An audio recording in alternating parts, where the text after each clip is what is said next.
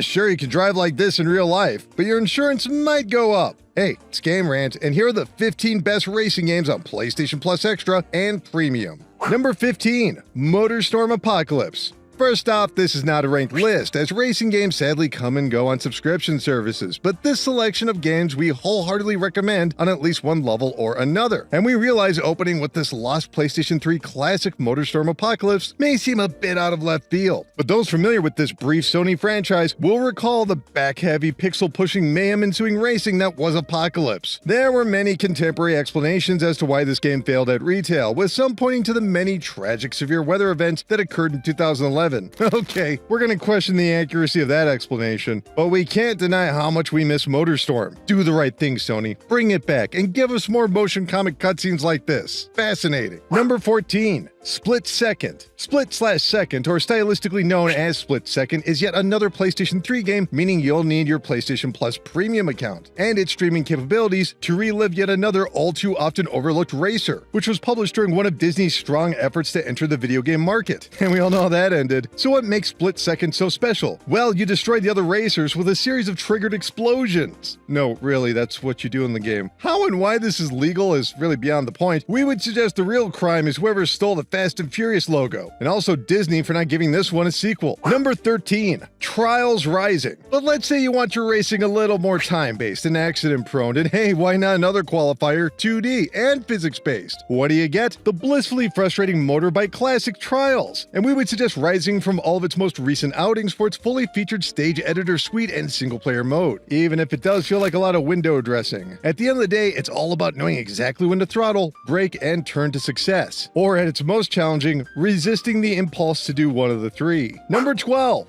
Jack X Combat Racing. The meme is true. Naughty Dog do have an odd history when it comes to racing games. While Crash Bandicoot's dip into racing is iconic, their follow-up with the next franchise, Jack X, never quite reached the same level of attention. Even fans of Jak and Daxter often overlook this important and canonical entry into the story, showing Jack finally learning to harness his rage towards something positive in the community, vehicular manslaughter with a deadly weapon. That might seem pretty dark, but if Daxter says it's okay to fire upon other cars, who are we to disagree? Number 11, Riders Republic. Somewhere between Tony Hawk's Underground and The Crew lays Riders Republic, a game which very much follows the Ubisoft formula of an open world with racing and time-based activities, but with a hard lean towards extreme sports and trick-based combos. You'll be riding bikes on dirt and flying up the slopes on a pair of skis, or maybe you'll be riding a bike in the snow if you're an idiot. We especially like Riders Republic for its Zen mode, allowing players to just, explore this large natural world, man. Republic. Number 10, Wipeout Omega Collection. One of the absolute worst-selling PlayStation 4 exclusives, Wipeout Omega Collection briefly appeared on the UK charts before falling into a pit of obscurity, never to return. And that's a shame, because these are already overlooked futuristic combat racers. Sure, some people remember the original Wipeout games, but these are actually remakes of the games Wipeout HD, its Fury expansion, and Wipeout 2048. Just a heads up, these games are extremely slick, so don't be afraid to turn on some of the turning help in the options, as mastering air braking does take a few laps. Number 9, Hot Shots Racing. No game on this list quite nails that classic feeling of an arcade racer than Hot Shots Racing. And we mean that in the most literal sense. The way the camera jerks from every single movement of the analog stick is a flashback right to a well-maintained arcade cab like Pole Position or Outrun. It nails the sunny, funny feeling Sega mastered in the early 90s with blue skies everywhere. It never takes itself too seriously with an assortment of vehicles treated as equal rivals, nor does it become a parody, finding the sweet spot of easy to learn yet challenging. Hot Shot Racers deserves a lot more attention. Number 8, Ridge Racer 2. Yes, we've all watched Ridge Racer Sony E3 2006.mp4 a million times. And while that meme will live on forever, so too will the impeccable efforts of Namco on the PSP when it came to the Ridge Racer series. Mario Kart may have popularized the drift mechanic, but Ridge Racer mastered it, with players earning extra boost from every harrowing turn. Seriously, you need to be looking at a wall while going extremely fast to have a chance at winning. Combined with some of the purest select techno trash tracks, Ridge Racer 2 is more than just a game, it's a vibe.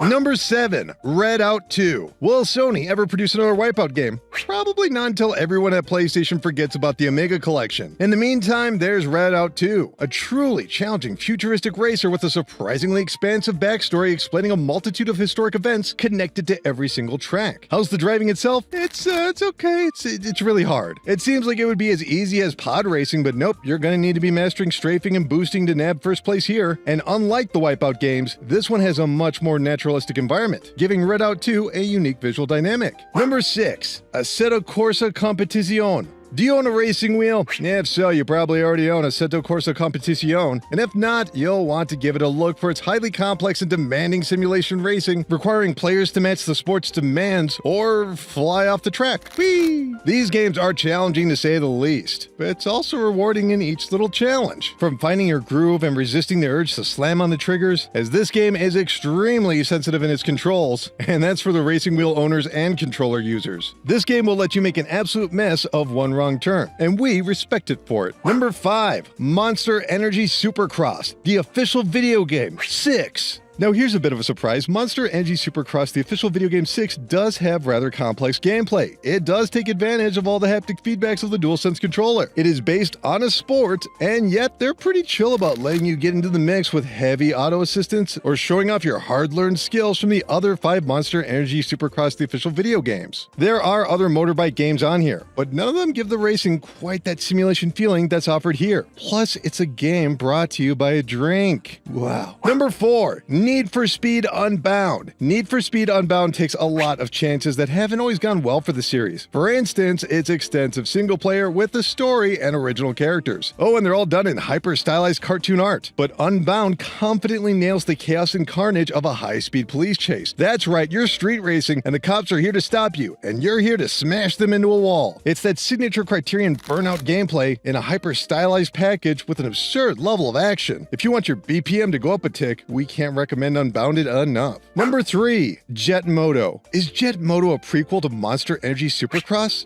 After all, they do both involve edgy athletes doing sick jumps while repping a beverage company. Except in Jet Moto, players will be wrapped around a hover bike, flying around swamps, while surrounded by even more commercials for candy bars. Pure capitalism, no doubt, but at the time, it did add some authenticity to what is a fictionalized sport. At least we assume it's a fictionalized sport. And for a PS1 3D racer that only had the D-pad, it actually works rather well, with some heavy swaying gameplay. We also suggest Jet Moto 2, which is available on PlayStation Plus Premium. Number 2. Rallycross. Rallycross is the kind of PS1 game that attracted a very specific type of game and racing fan, as Rallycross pushes players towards mastering manual controls while featuring a rather adorable boxy style. What other game is going to let you flip your car over with cute little bounces from either side? Also, and this isn't a big deal, but why are the loading bars counting down? Who said to do this? Is this a joke? Best of all, this PS1 classic supports up to 4 players, which is a whole lot easier now with the PlayStation 5's Bluetooth hardware. So that's nice.